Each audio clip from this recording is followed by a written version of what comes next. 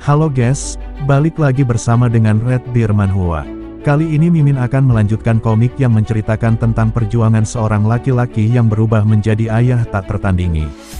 Dan apabila kalian masih bingung dengan alur ceritanya, kalian bisa cek deskripsi atau langsung saja menuju playlist yang ada di channel ini untuk memulainya dari part 1.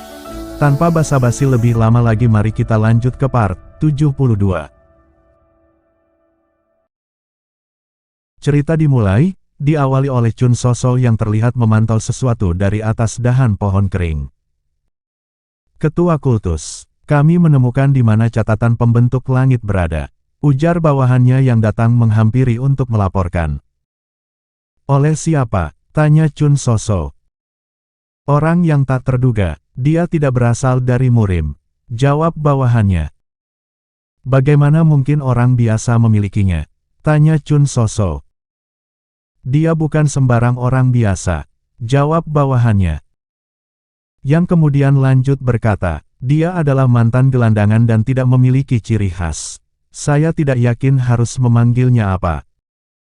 Gelandangan katamu, gelandangan yang berhasil kabur dari kejaran para petarung andal. Tanya lagi Chun Soso. Kami pun juga terkejut, Byeon sang ahli siasat menyuruh kami melapor sebelum merebutnya. Jawab bawahannya. Byeon doang sampai perlu izinku? Tanya Chun Soso yang telah turun dari atas pohon. Katanya, gelandangan itu punya relasi dengan Seon Yura. Jawab bawahannya lagi. Relasi dengan Seon Yura? Tanya lagi Chun Soso. Benar, Ketua Kultus, jawab bawahannya. Apa dia punya identitas? Tanya lagi Chun Soso. Dia dikenal sebagai Goaknoh dan dijuluki si cerdik berduri di kalangan gelandangan. Dia merawat beberapa anak termasuk Seon Yura. Jawab bawahannya. Ahli siasat kita memang cermat. Kurasa kita tidak salah memilih orang, ujar Chun Soso. Yang kemudian lanjut berkata, biarkan saja Goaknoh itu. Tapi apa orang itu masih mengamati? Bukankah dia sadar kalau kita tahu? Tanya Chun Soso lagi. Bawahannya berhasil mengungkap identitas kita dan langsung mundur. Jawab bawahannya. Dasar rubah yang licik. Akhirnya aku paham alasan Jinga masih mempercayai orang itu meskipun membencinya. Ujar Chun Soso. Sin beralih ke kediaman keluarga Yo. Dia adalah orang yang sedikit sok akrab dan kurang dewasa, tetapi itu bisa diperbaiki. Ujar ayah Jeon Myo. Yang kemudian lanjut berkata, karena itulah masih termasuk kandidat menantu yang bagus. Akan kudidik dia secara langsung dan ku kendalikan. Ayah, apa kau berniat menjual putrimu sendiri demi keuntungan bisnis? Saut Jeon Myo dengan geram. Sang Hua, panggil ayah Jeon Myo. Yang kemudian lanjut berkata, dari banyaknya petinggi keluarga hebat yang kutolak saat meminta dijodohkan denganmu, kau masih yakin mengatakan itu? Merekalah yang ingin memeras kita. Maafkan perkataanku jika menyinggungmu ayah. Saut Jeon Myo. Secara harfiah, akulah yang membelikanmu suami. Berhubung pamannya yang adalah orang baik, tidak heran jika anaknya sedikitnya manja. Tapi kebaikan hatinya masih menurun. Ujar ayah Jeon Myo. Maaf ayah, tapi aku sudah punya. Saut Jeon Myo yang belum selesai berkata. Yang kemudian disela oleh ayahnya dengan berkata dengan lantangnya, tutup mulutmu. Yang kemudian lanjut berkata, itukah alasanmu menolak semua orang yang kujodohkan denganmu? Biar kutanyakan sekali lagi padamu. Apa kau masih mencintai duda keparat itu? Mendengar hal itu Jeon Myo terkejut dan berpikir dalam hati. Selama ini dia tahu. Jangan kira aku diam saja mengenai hal itu, ujar ayah Jeon Myo. Yang Ho, karena inikah orang brengsek itu disebutkan, pikir Jeon Myo dalam hati.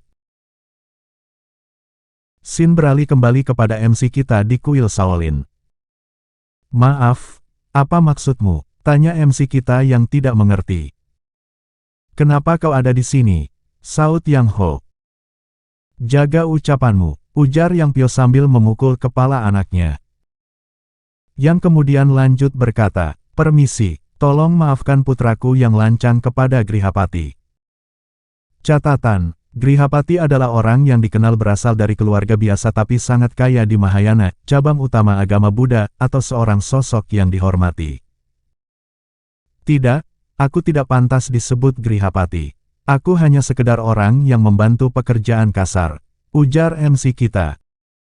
Tidak ada pekerjaan kasar di dalam kuil, saut Yang Pyo. Tolong jangan terlalu dipikirkan, ujar MC kita. Terima kasih atas pengertiannya, saut Yang Pyo.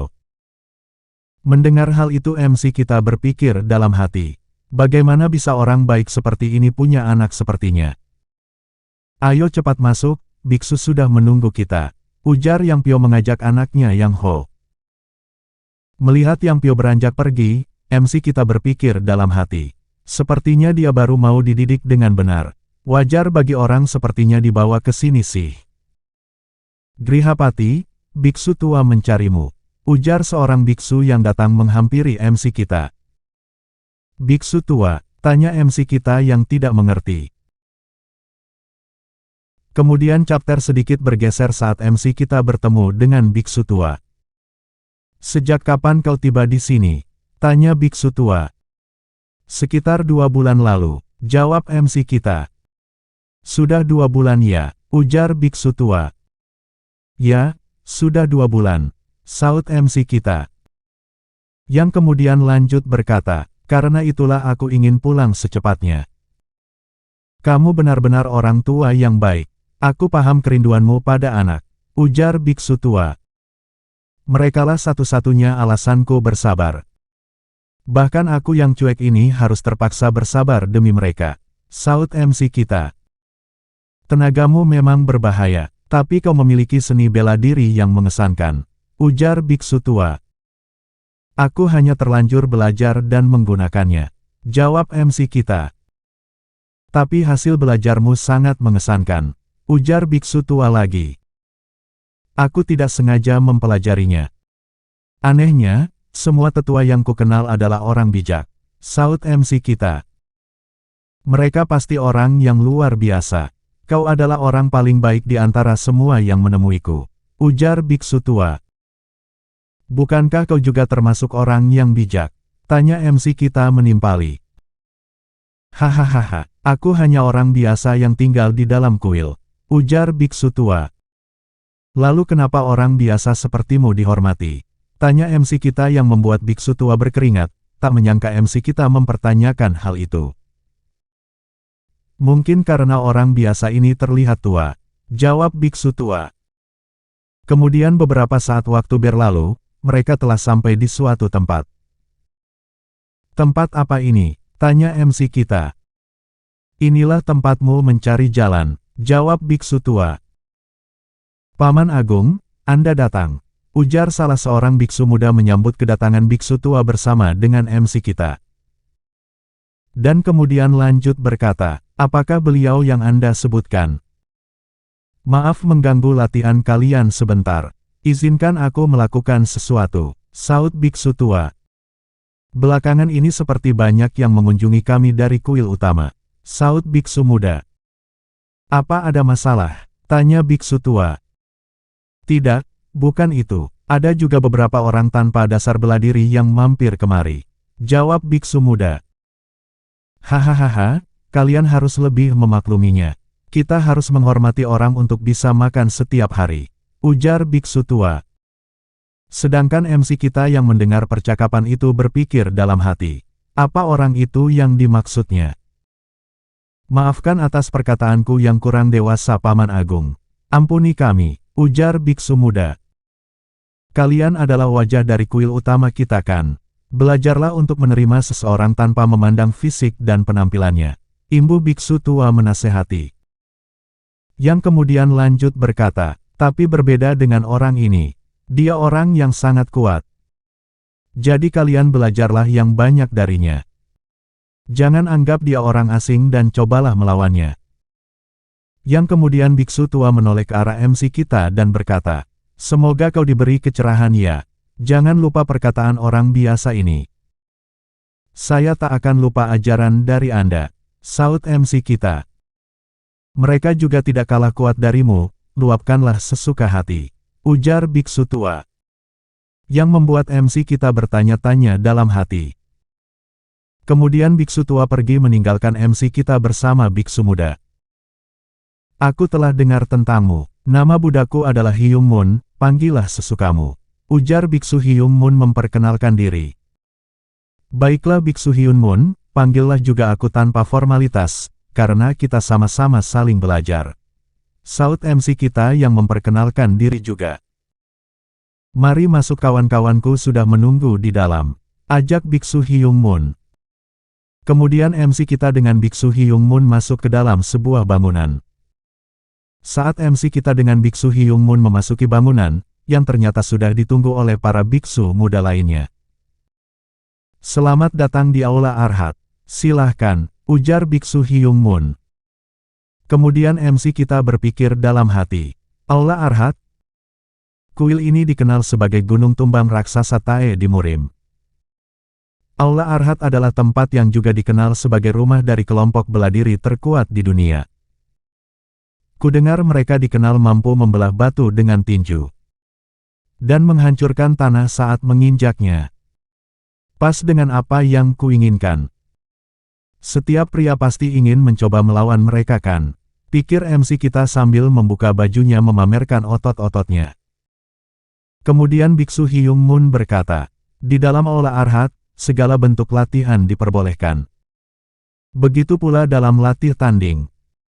Jika ada yang ingin Anda ingin mencari, membuktikan, atau menguji sesuatu, jangan segan meminta tanding dengan kami. Bagaimana jika kita terluka? Tanya MC kita. Karena di sini kita saling membantu, kita harus saling menerima resikonya. Tapi demi menghindari luka yang tidak diinginkan, paling tidak beritahu lawan Anda untuk menyiapkan bagian mana jika serangannya yang berbahaya. Jawab biksu Hyung Moon. Ah, aku mengerti, imbu MC kita. Kami semua di sini sudah saling mengenal dekat, jadi jarang mendapatkan bahaya. Tapi pasti Anda akan mendapat banyak keuntungan dari kami, ujar biksu Hyung Moon. Mendengar hal itu MC kita berpikir dalam hati, apa dia sungguh biksu? Ia terang-terangan bermaksud mengungguliku. Yang kemudian lanjut berkata, bisa kita mulai sekarang. Baiklah, siapa yang ingin Anda lawan? Tanya biksu Hyung Moon. Yang kemudian sedikit terkejut melihat MC kita tersenyum menatapnya. Lalu lanjut bertanya, mungkinkah diriku? Benar, biksu Hyung Moon. Jawab MC kita. Hahaha, baiklah, tidak masalah. Namun perlu Anda ketahui dulu tuan, ujar biksu Hyung Moon. Yang kemudian lanjut berkata, bahwa diriku ini adalah yang terkuat di dalam Aula Arhat. Kemudian waktu berjalan beberapa saat ke depan. Terlihat MC kita dengan biksu Hyung Moon telah latih tanding. Saat MC kita dengan biksu Hyung Moon beradu untuk membenturkan badannya. MC kita berpikir dalam hati, ini dia. Sedangkan biksu Hyung Moon juga berpikir dalam hati, dia tidak sembarangan bicara ya. Kemudian MC kita mencoba mengadu sundulan kepala. Namun dengan mudah dihindari oleh biksu Hyung Moon. Yang kemudian dengan cepat menjatuhkan MC kita. Melihat MC kita terjatuh olehnya, biksu Hyung Moon berkata, nampaknya tubuh bawah Anda sedikit rapuh tuan. Kau benar, ujar MC kita, sambil berpikir dalam hati. Itukah teknik gulat Shaolin? Catatan, teknik gulat yang dimaksud adalah bela diri dengan cengkraman, dorongan, dan tarikan terhadap lawan. Kemudian MC kita bangkit kembali. Lalu berkata, aku akan mengincar sendimu. Sambil berpikir dalam hati, akan kutunjukkan kekuatanku. Kemudian dengan cepat MC kita menyerang kembali biksu Hyung Moon. Melihat hal itu biksu Hyung Moon berpikir dalam hati. Sepertinya dia orang yang gigih, meskipun seharusnya tahu bahwa tekniknya tidak mempan terhadapku. Yang kemudian lanjut berkata, Anda terlihat sangat yakin terhadap teknik yang Anda miliki tuan. Ujar biksu Hyung Moon sambil mencengkram sabuk MC kita. Mari biar kupadamkan api kepercayaan diri itu. ujar Biksu Hyung Moon. Yang kemudian langsung mencoba membanting jatuh MC kita. Perasaan meluap-luap karena mampu menggunakan seluruh kekuatanku, pikir MC kita dalam hati saat mendapatkan hal itu. Yang kemudian melakukan sedikit gerakan melebar untuk menjauh dan menyerang balik. Melihat hal itu Biksu Hyung Moon berpikir dalam hati. Dia berguling cukup jauh. Sedangkan MC kita berpikir dalam hati. Tempat ini adalah yang terbaik. Sungguh teknik yang kasar, pikir Biksu Hyung Moon. Yang kemudian lanjut mengeluarkan jurusnya, Thousand Pound Crush. Yang membuat MC kita terkejut mendapatkan hal itu. Biksu Hyung Moon menggunakan kekuatan MC kita mementalkan MC kita. Aku tidak boleh meremehkan orang-orang di tempat ini, pikir MC kita dalam hati. Yang kemudian lanjut berkata, aku kalah telak. Tuan, ingatlah memanfaatkan kekuatan lawan untuk meningkatkan dampak serangan Anda, terutama saat bertarung melawan ahli bela diri yang mengandalkan tenaga fisik, ujar Biksu Hyung Moon. Akan kuingat itu baik-baik, saut MC kita. Anda masih mau lanjut, tapi jika tidak meregangkan otot setelah pertandingan tadi, Anda akan mengalami nyeri selama beberapa hari, ujar Biksu Hyung Moon. Jangan remehkan badanku, saut MC kita. Hahaha, Anda sangat energik tuan, ujar Biksu Hyung Moon lagi. Yang kemudian menoleh kepada para biksu lainnya dengan berkata, sebaiknya kalian perhatikan kami dengan seksama. Ayo mulai. Yang kemudian MC kita langsung melompat untuk menyerang Biksu Hyung Moon. Beberapa waktu kemudian di Aula Arhat yang menjadi tempat latihan MC kita. Yang dikatakan guru memang benar, pikir MC kita dalam hati. Yang kemudian lanjut berlatih tanding sambil berpikir dalam hati, tentang orang-orang dari Murim. Mampukah aku mengalahkannya jika beberapa tahun lebih muda? Kemudian salah seorang biksu muda mengeluarkan jurus tinjunya, 100 Steps Divine Fist. Yang dengan sigap ditahan oleh MC kita dengan kedua tangannya, sambil berpikir dalam hati. Mereka semua adalah orang-orang kuat yang mampu menyudutkanku. Akan kupakai orang-orang itu sebagai batu loncatan, pikir MC kita yang bertahan dari tinjuan biksu muda. Dan beberapa saat berlalu setelah MC kita berlatih, terlihat MC kita yang tengah tiduran di lantai Aula Arhat. Lalu menoleh ke suatu tempat di sudut ruang Aula Arhat dan berpikir dalam hati. Tapi, apa yang dilakukan anak itu di sini? Terlihat Yang Ho, yang tengah jongkok beristirahat di sudut ruangan bersama MC kita yang tengah tiduran di lantai. Waktu berjalan beberapa hari berlalu setelah saat itu. Menu latihannya sangat menyiksaku, ujar Yang Ho yang berjalan bersama MC kita sambil membawa kayu bakar.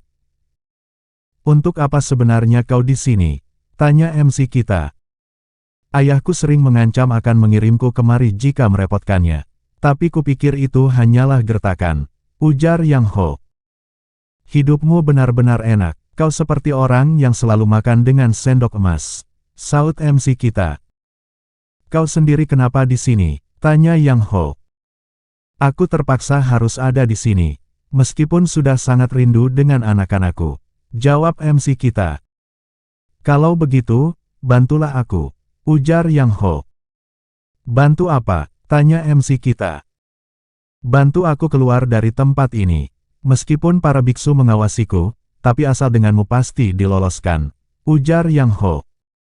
Astaga, padahal banyak sekali orang yang rela berkorban nyawa untuk belajar di tempat ini, imbu MC kita.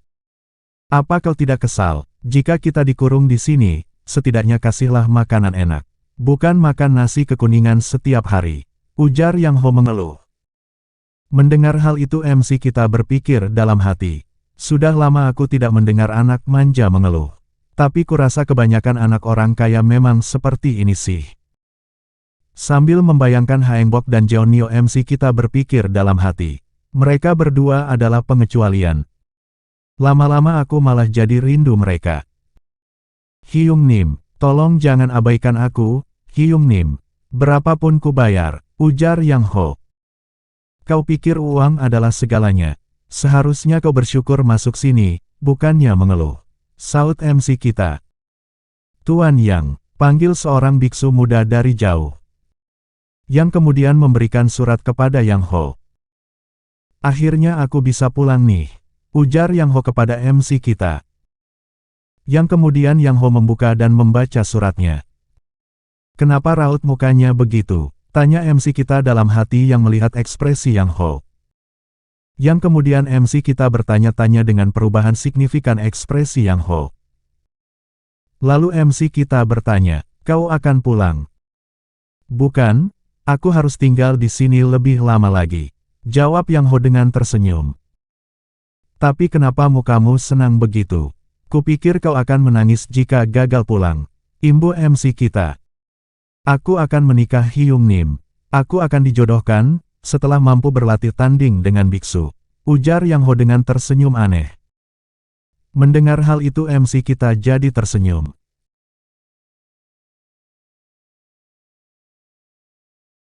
Sekian untuk episode kali ini, jangan lupa subscribe untuk update video-video terbaru dari Mimin, dan juga bantu share biar channel ini berkembang dan membuat Mimin semangat. Sekian dari Mimin, wassalamualaikum warahmatullahi wabarakatuh, and see you next time.